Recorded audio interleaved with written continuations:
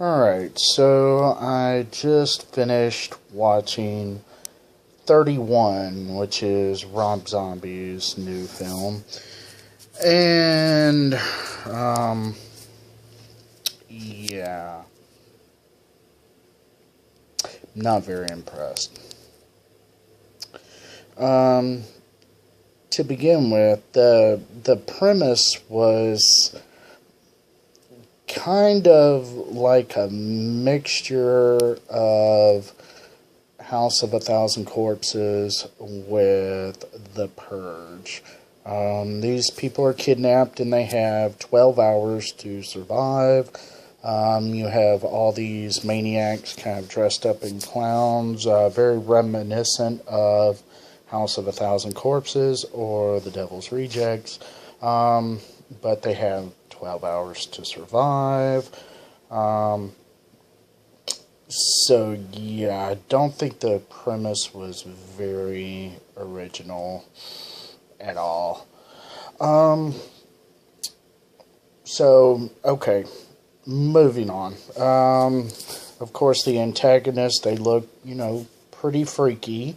Um, they weren't actually all that menacing. Yes, they looked deranged, and they were certainly probably not the most psychologically stable bunch, but other than that, I didn't really consider them all that competent. Now, if you're going to do a story similar to like the Manhunt video game or really any kind of slasher film, where they're being hunted, the whole predator prey scenario, at least try and make your antagonist somewhat intelligent. Even the big bad guy at the end, the badass, I think his name was Doomhead. Yeah. I just didn't think he was a very good antagonist. He was certainly deranged looking, but again, deranged does not necessarily equal menacing. Moving on, the thing I like about most Rob Zombie films is that it's, we'll take The Devil's Rejects. It's, of course, it's got the blood and the gore. But it's funny. The Devil's Rejects is funny. It's hilarious. The jokes in 31 were not funny. They were crude. I've got fairly thick skin, but even I was highly offended at some of the jokes. Like, really highly offended. Like, come on, this is not even... I won't repeat any of the jokes, but let's just say if I'm offended with the jokes, then they're pretty bad. Yeah. So moving on, character development, there was none. I didn't know who I was supposed to be rooting for. Was I supposed to be rooting for Sherry Moon and her little group of friends, the prey? Was I supposed to be rooting for the antagonist, like in The Devil's Rejects? Really, I didn't like any of the characters. The characters that were dressed up in the Louis the 14th court thing, the ones who were over the whole game, I didn't like them either. Really, there was no character that gave me any reason to root for them. Like in The Devil's Rejects, the Firefly family, granted, they're very fucked up individuals. I certainly, would not call them good guys, but they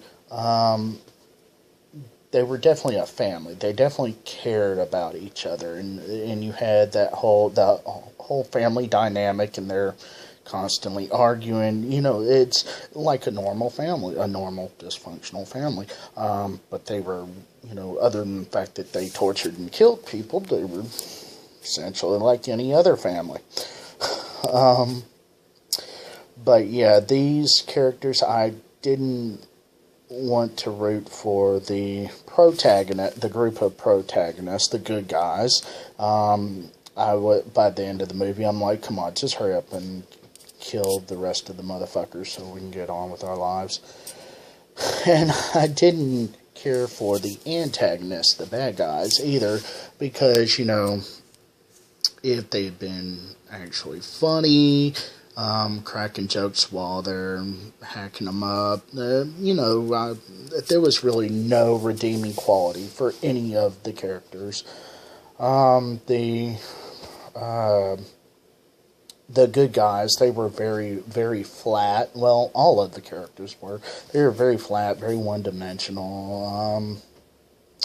So, yeah, there were attempts at trying to make it, you know, deep and philosophical, and it failed. Like I said, the big bad guy at the end, Doomhead, he, you know, quotes Sun Tzu and some various other philosophers, but he doesn't explain the quotes. One of the quotes is from The Art of War, obviously, and it doesn't really match with what's going on. They tried to, you know, the tagline of the film is 31 is war.